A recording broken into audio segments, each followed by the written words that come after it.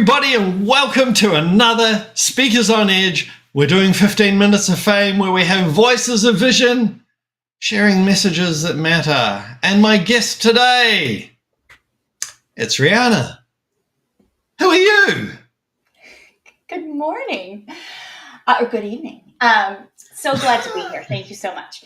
So on the surface, I am a board-certified neurosomatic practitioner that combines usage of quantum time release, evolved neurolinguistic programming, conscious level transformation coaching, which is a lot of words that nobody cares about. What I really do is I help high-achieving women rewire the subconscious patterns and recode their nervous system so they actually get to be clear to create the life and love that's meant for them. And I'm a wife and a mama and a daughter and a sister and an auntie and a cousin and a granddaughter. I was going to say, there was a lot of words there that sound impressive. What are they? You say you help women create the life and love that matters.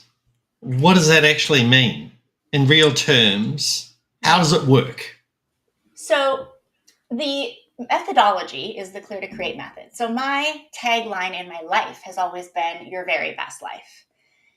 But the truth is you can't go from being held back by past pain and failed relationships or failed business or old trauma and old story to just living your very best life. First, you have to clear to create, right? We have to clear the story to create the life. Everybody says, I want a different story. You got to quit telling the old one.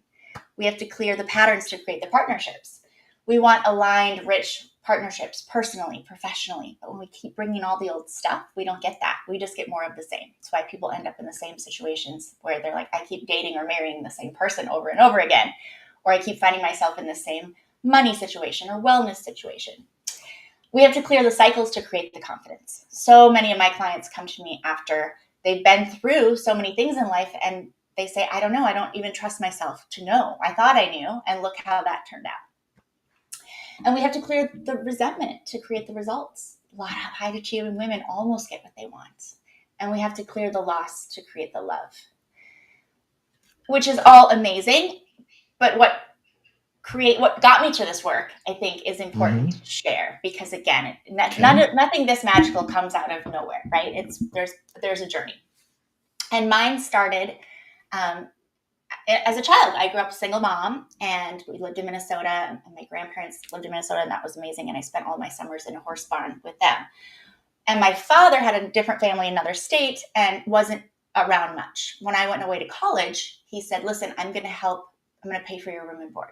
Great. A couple months in, I got a call. The bill was never paid. So I had to leave. So I had to make a decision if I was going to just leave school for good, or if I was going to tap into that part of me that could get really resourceful. So I left the dorm.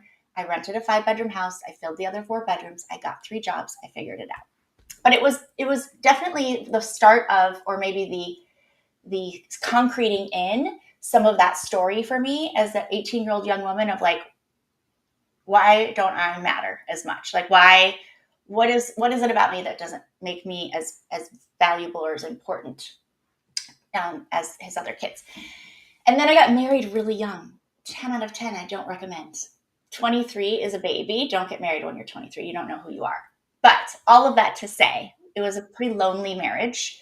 But we had our miracle child, Maddie, who's 21, who's the greatest love of my life. But at the end of that marriage, when we finally decided to separate, I thought it was going to be pretty calm and civil. And it very quickly turned very volatile and horrific. And so after that, when you go through a divorce, even when you know it's not the right relationship for you, you still need to grieve and process what you wanted for your family and your future and your life, because it's not that. And so I did all the things I was told to do. I went to therapy. I talked about it with my girlfriends. I read all the books. I did the journaling. I listened to all the shows. And all of that is beneficial.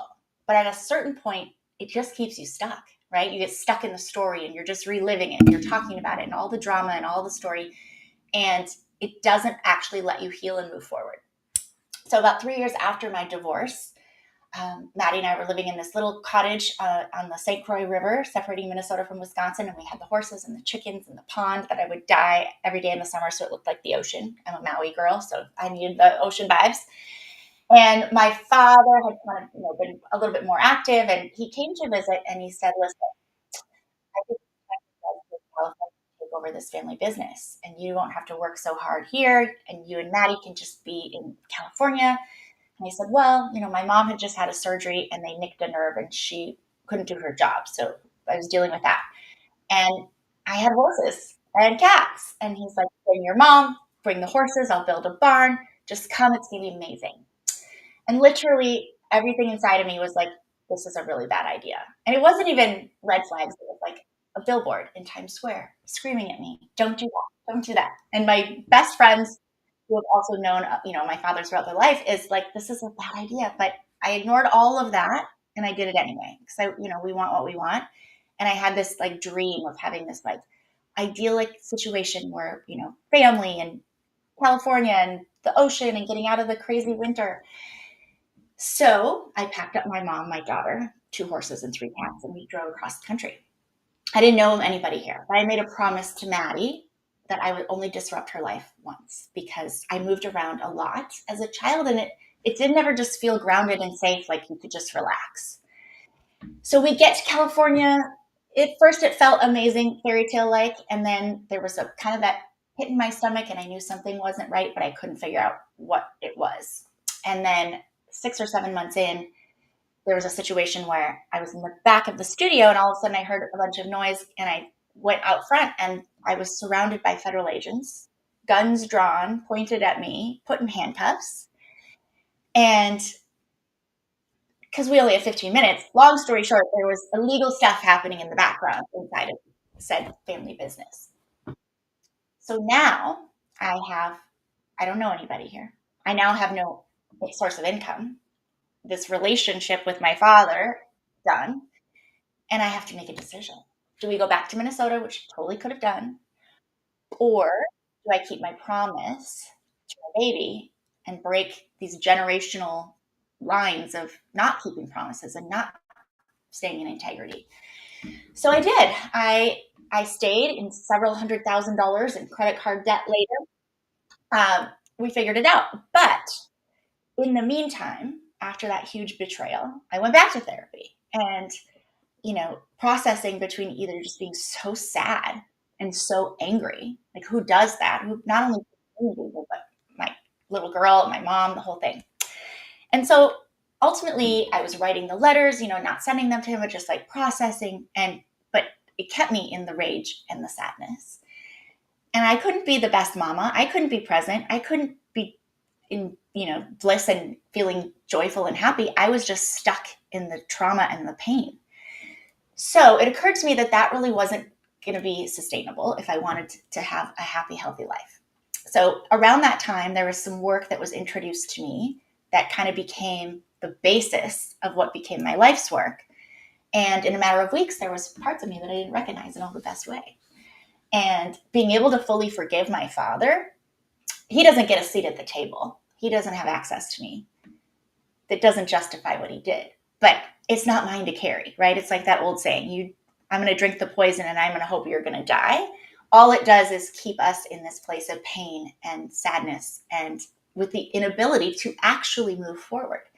So that began my journey into this work, which I then went deep, and that's where the methodology came from, and then ultimately the framework, which is called the Quantum Pattern Protocol, which takes us through 3 phases, which is clear, create, and claim.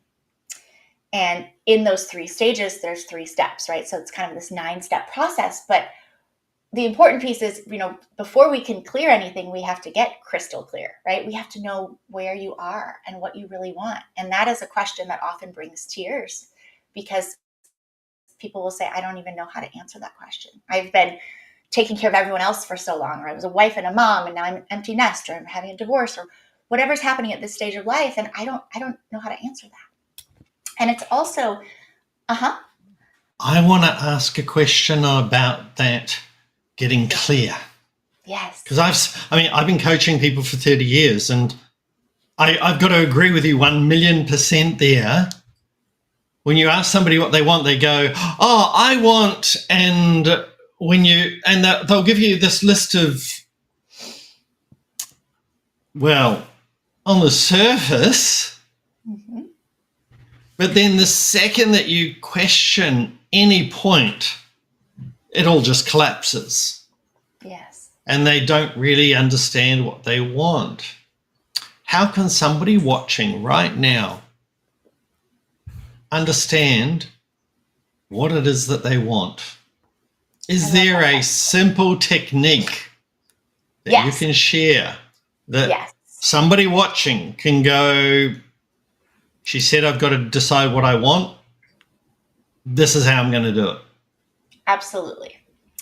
So first, let me give some context around it's to your point, right?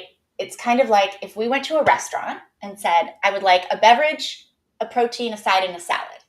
And they brought us an iced tea, a pork chop, some carrots, and a Caesar salad. And we got exactly what we ordered. But what we wanted was a nice glass of Pinot and a filet and some roasted asparagus and an arugula salad with beets and goat cheese, right? So we got what we ordered. We didn't get what we wanted. And for so many people, it's like that level of specificity. But to your question, how do you get there? So in the work that I do, we do something which is called, I actually create your menu.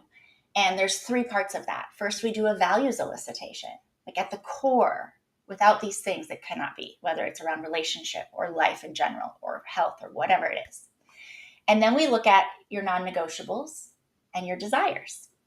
And once we have those 3 pieces and you're so crystal clear, you get to now make values-driven decisions, first of all. So you can have a clean yes and a clean no. Because most people get stuck in the middle, which is the maybe, which is the devil, which is where it's all the noise and the friction and the drama and the decision fatigue, because we don't know. Can't trust ourselves. We don't know how to make these decisions. We don't even know what we want. So now you have an actual asset, we'll call it, or a tool or a menu that in about under 2 minutes, you could literally take any person, run them through that system, and you're going to know if it's even a possibility that they get to be in your world, in your life. And it's just so powerful and so life-changing because, again, you can apply that to anything.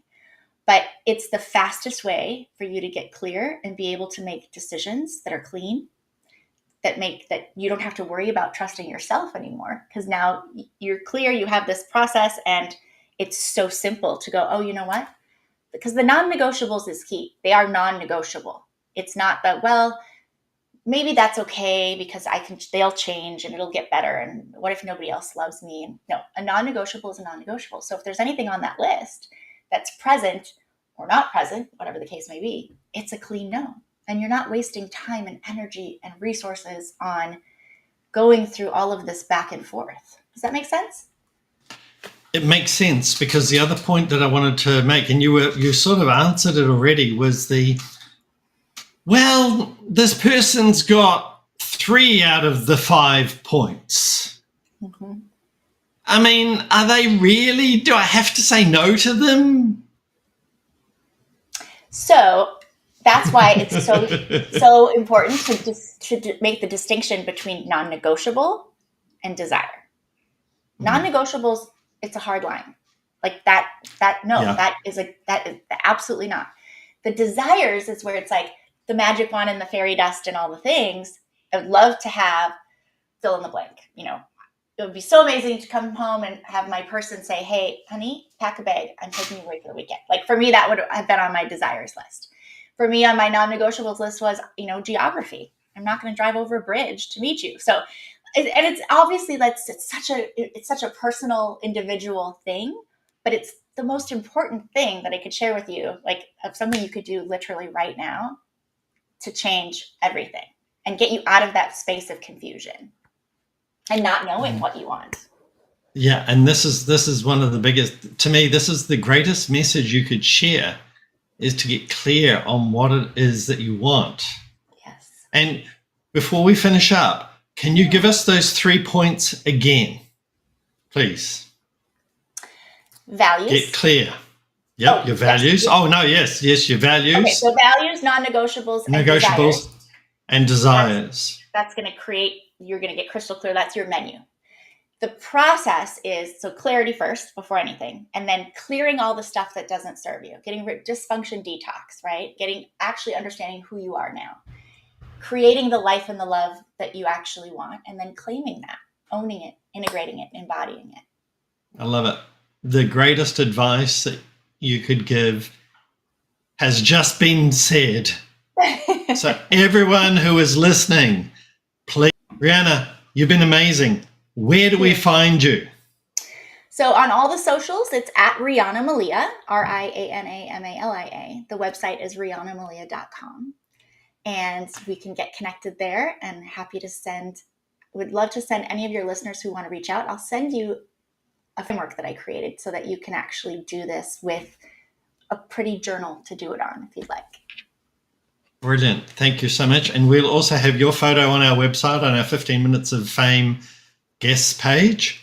And the button will also link to your website. Riana, you have been fantastic. This has been 15 Minutes of Fame. That's it for today. We will see you on the next episode at Speakers on Edge. Your story, your way.